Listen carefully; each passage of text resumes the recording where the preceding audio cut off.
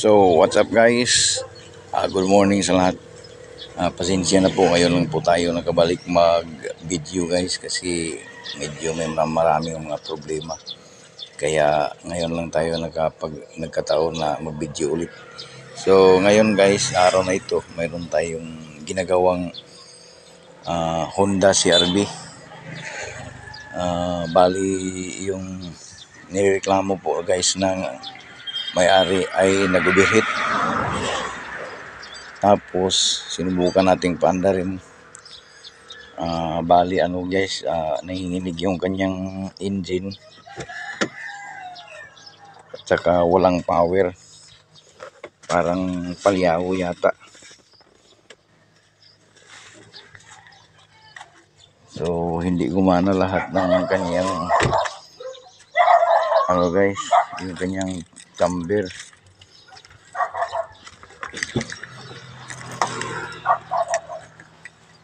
So panda rin muna natin guys.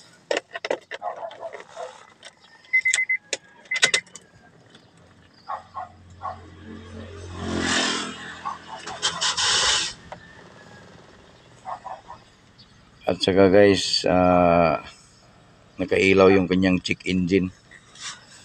So basic ano lang muna tayo guys, check up.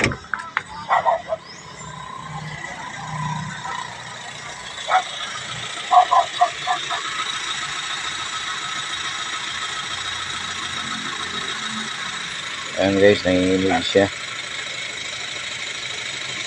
Tapos nag-overheat guys kasi ayaw gumagana yung kanyang auxiliary pan sa radiator. Subukan nating ipa-aircon.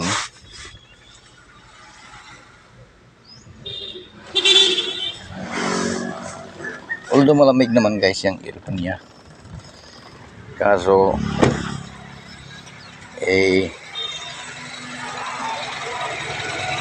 isang fan lang guys ang gumagana sa kanya.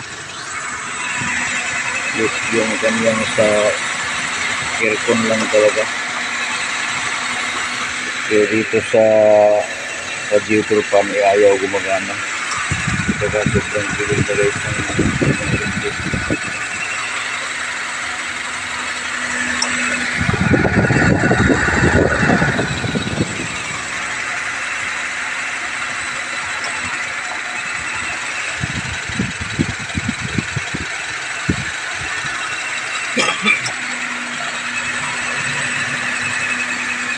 So, bubunutin natin guys isa-isa yung kanyang mga ignition coil. Titingnan natin kung saan ba dito ang ayaw gumana.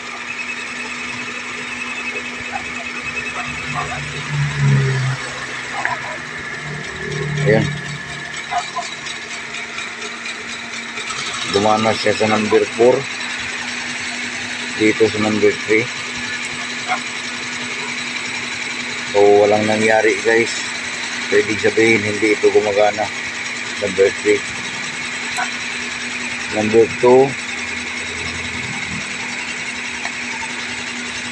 Ayaw rin gumana guys. Walang nangyari. So hindi rin gumana ang number 2. Saka number 1. Yung sa kanyang number 1 piston at tumbler. Ayun. Nagbago guys, so ibig sabihin gumagana siya. So ngayon guys, for sure mayroon naman tayo ditong mumurahin na scanner. Sasaksakan natin guys. Off muna natin yung aircon, tapos patayin natin yung engine.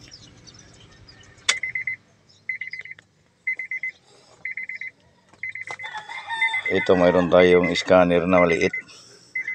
Mumurahin lang to guys sa Shopee.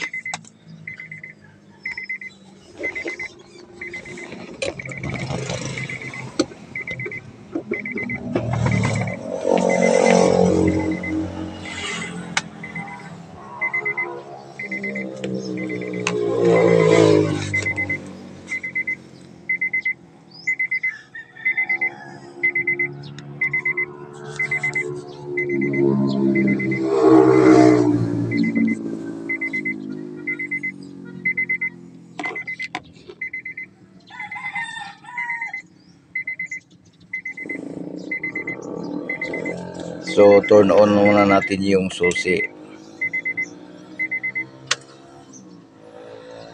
Tapos continue tayo. Dito tayo sa enter. Ayan guys, mayroon pang codes pound 2. So i-read codes natin. Stored codes. Ignition coil C, primary control circuit open. Yung pangalawa, ignition coil B, primary control circuit open. So ibig sabihin guys, yung basic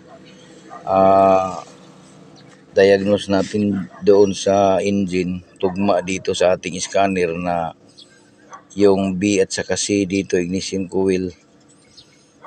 Doon sa may engine, number 2 at saka number 3, tama guys. So magkatugma sila. So sa pending codes naman guys, parang ganun din yata. Ignition coil din C, saka ignition coil B, pareho lang. Isa lang ang nangyari dito guys, yun lang, itong sakit lang na itong bago lang ito na sakit, bali dumating. So yun ang nagiging codes niya, nababasa ng ating maliit na scanner. So exit muna natin ito guys.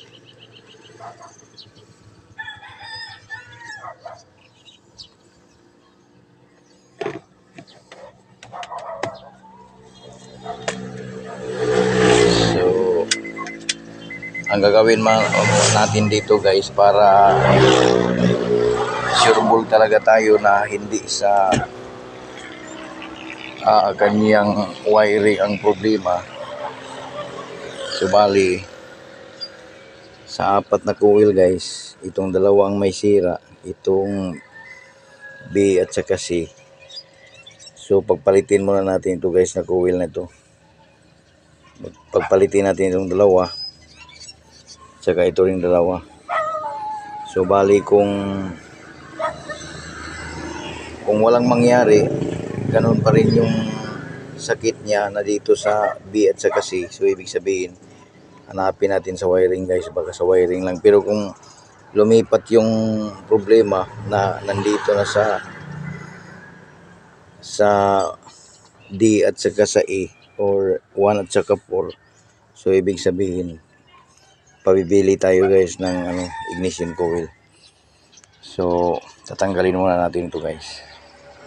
So magandang araw ulit guys. Nandito na po yung ating pinabili na ignition coil guys. Kasi nung diagnose natin nung nakaraan guys, ay ignition coil talaga ang problema. So bali dalawa, pabili tayo itong Plama na brand. Susubukan natin ito kung okay ba itong brand na to. So ayan guys, ikakabit muna natin.